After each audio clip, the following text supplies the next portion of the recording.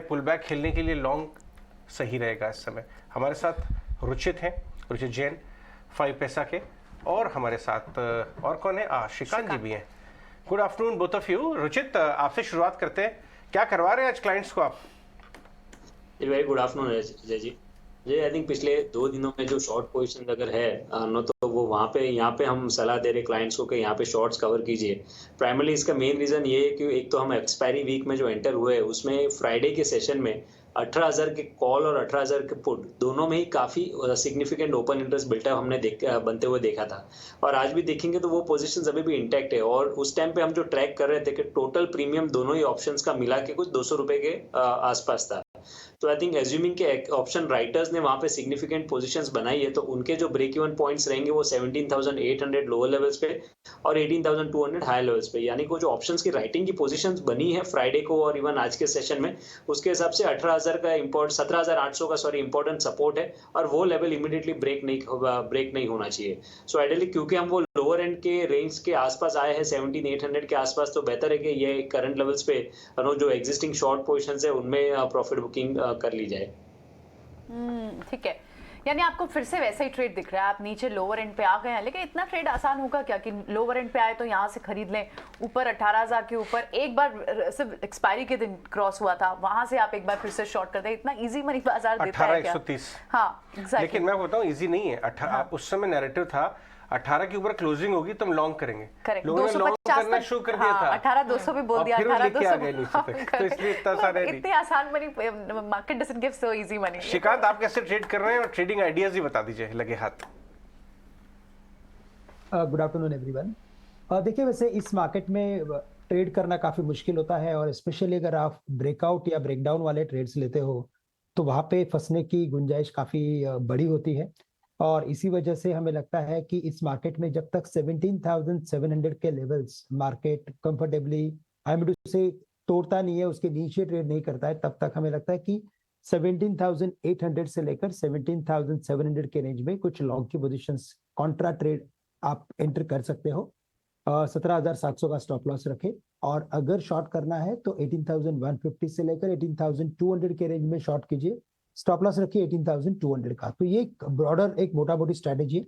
और मुझे लगता है कि अगर मार्केट जैसे अभी करेक्ट हो रहा है, अगर करेक्ट होता है तो बिल्कुल 17,800 के करीब आप लॉन्ग पोजीशंस बनाएं। पेशेंस रखना पड़ेगा और 17,700 का स्टॉप लॉस भी रखना पड़ेगा। अगर बैंक निफ्टी की बात करें तो वहां पे वीकनेस बना हुआ है। निफ्टी आईटी इंडेक्स ने आज थोड़ी सी बाजी संभाली है, इसके लिए मार्केट अगेन वही अनसर्टन सॉर्ट ऑफ एक्टिविटी में ट्रेड कर रहा है। स्टॉक्स की बात करें तो मुझे लगता है कि टेक महिंद्रा का लॉन्ग करके चले। अजय जी, यहाँ पे अगर आप इस पर्टिकुलर स्टॉक को देखते हो तो आफ्टर ऑलमोस्ट 7-8 मंथ्स इसने एक बड़ा प्राइस और वॉल्यूम ब्रेकआउट फॉर्मेशन बनाया है। हमें लगता है कि ये स्टॉक और परफॉर्म करेगा, 1220-1230 के लेवल्स दिखाएगा। आज के दिन में इसने कल के हाईएस्ट लेवल को क्रॉस किया है, तो 1100 का स्टॉप लॉस रखें, करंट लेवल से टेक महिंद्रा को लॉन्ग करके चले।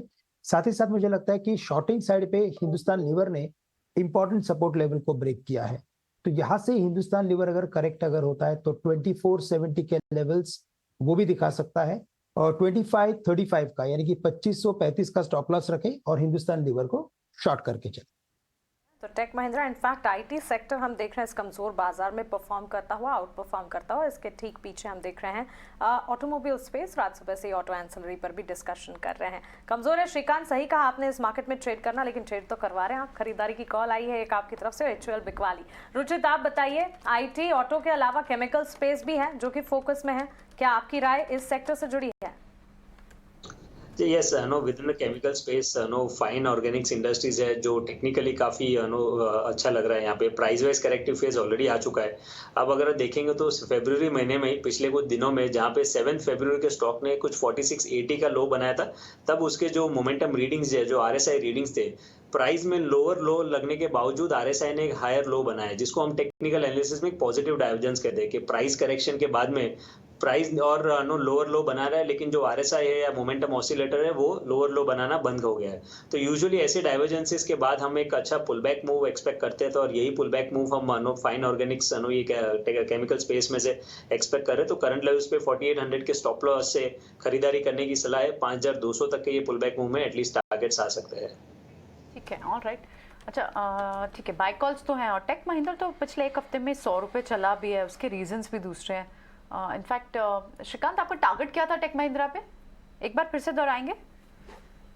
बिल्कुल। तो देखिए, अगर टेक महिंद्रा में अगर कोई लॉन्ग पोजीशंस बनानी है तो 1100 का स्टॉप लॉस रखे। 40 से 45 रुपए का स्टॉप लॉस बनेगा, लेकिन टारगेट्स नजर आते हैं 1220 से लेकर 1250 के।